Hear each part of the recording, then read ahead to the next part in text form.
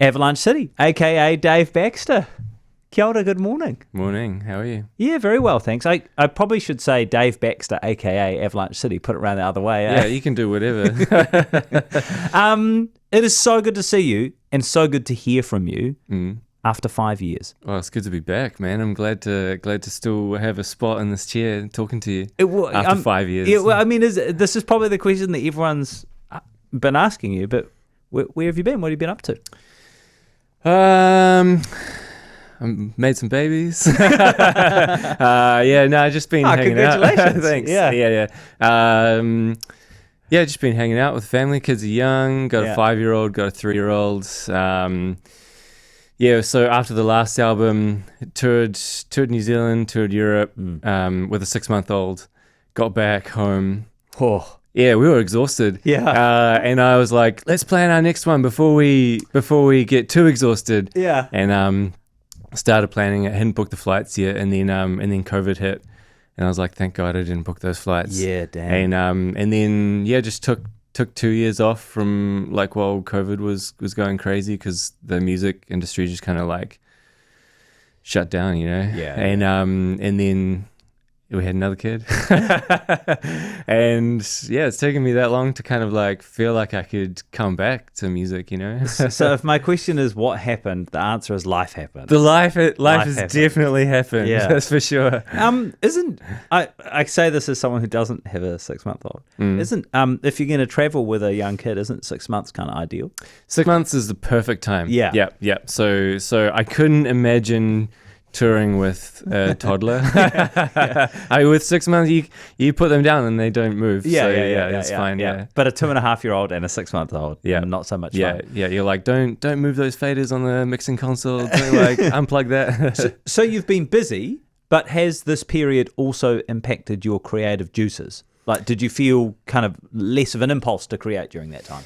Yeah, we spent there were a lot of tired years, and I actually just think I needed a break. I needed a break, and I don't want to force myself to do music. Yep. And I waited until I was hungry to come back and make something again. That's before I started. Yeah. Did that worry you? Yep. Yeah, for sure. I actually. There was a little moment, and I made a YouTube video about it. That I was just talking about how, it was probably a good year where I thought that I wasn't going to do music again, and probably 2 years leading up to that year where I was trying to hold on to it a little bit, and then a whole year where I was just I'm not going to do this, and stopped. Well, why do you think that was? I don't. Yeah, I'm not quite sure. I think I was just. It's releasing albums and touring. It's a lot. It's a lot on you. It's a lot on you invest a lot emotionally in each album, and then when you go on tour, it's it's fun. The highs are very high and the lows are very low. Yeah. And I don't know. I think it's just kind of after. I don't think anyone can really do it for a huge amount of time unless you're at a level where you have people around you to pick up all the slack and stuff like Mick that. Jagger's okay. Yeah, but when you're driving your own tour van across America, it's not that fun. Well, I guess that's just a big shift though, right? So 1 minute you are at least kind of nominally planning a European tour. Next minute you think, actually, maybe I won't do music anymore. And there's only a year or two's gap between those moments. That's a big transition. Yeah, I guess it is a big transition, but I think there was a lot of exhaustion, kind of that compounds. It's not a point where I was going gangbusters. And then until suddenly I stopped, it was it's you're wearing thin and you're wearing thinner and then you're wearing a thinner, and then you realize, actually, I need a break. Yeah. And I should actually mention that driving your own tour van across America is actually really fun. And for a lot of people that's a dream. That's the dream. Yeah. And it is really fun. But once you've done it for like the 5th time and you're like still staying in like these crappy Motel 6s, the shine wears off a little bit. Did you stay in a Motel 6? Yeah, a few times. Yeah, not every time, but like sometimes. Yeah.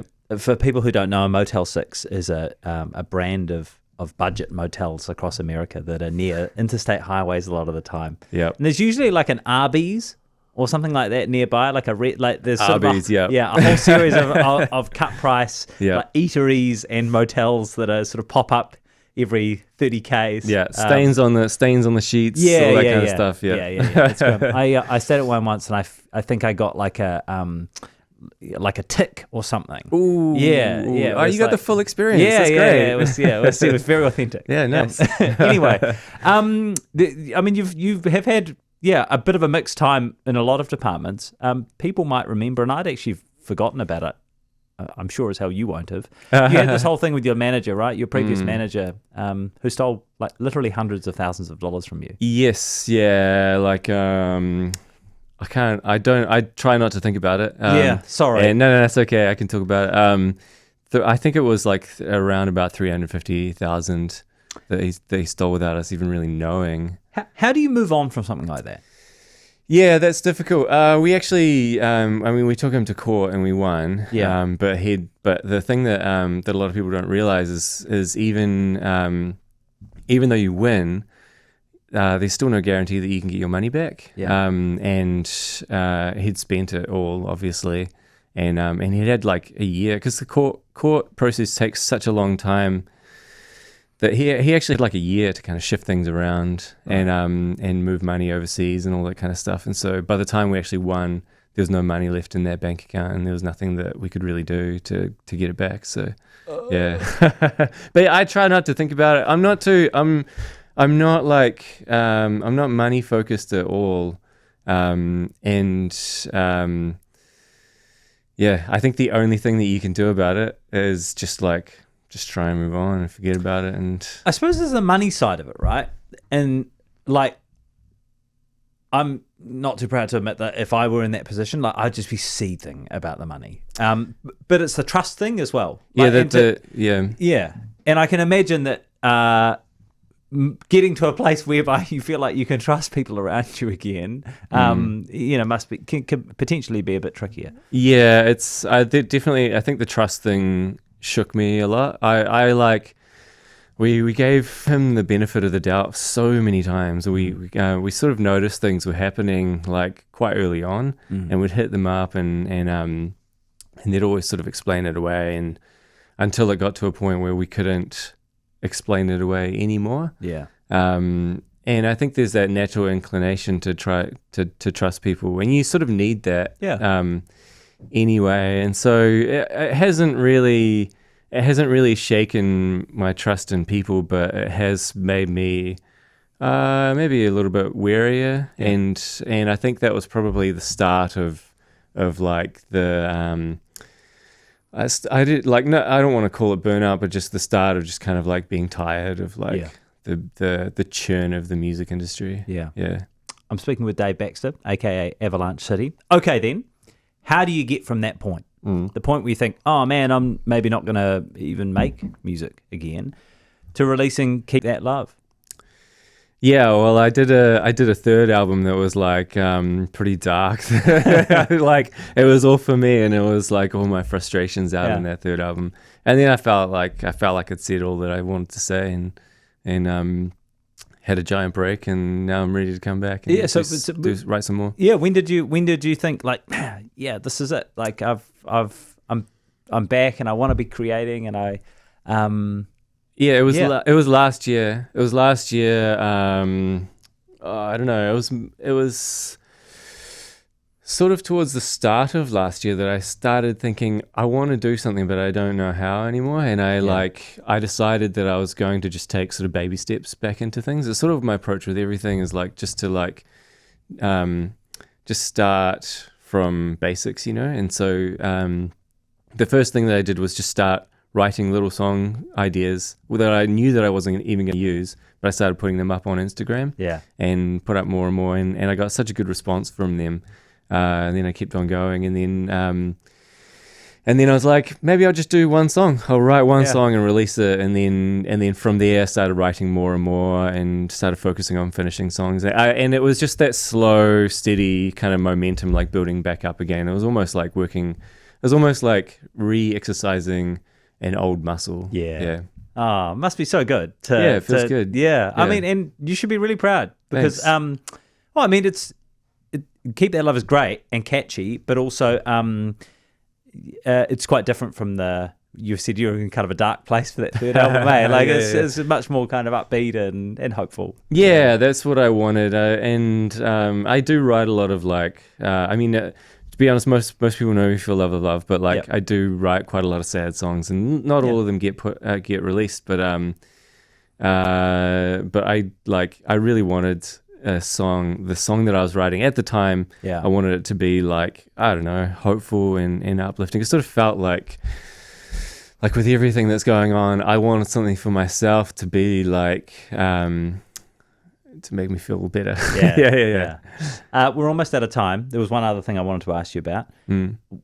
What is the difference between an avocado farm and a guacamole farm? You got a guacamole farm, yeah, right? I got a guacamole farm. Guacamole farm has limes as well. Really? Yeah, we got limes, yeah. So how good. Yeah, we got avocado trees and lime trees. Do you grow garlic as well? I should do it. Yeah. I always think about it. Because, what goes into your guacamole? So talking guacamole recipes, everyone has a different one. This is contentious area. You've got to be very careful here.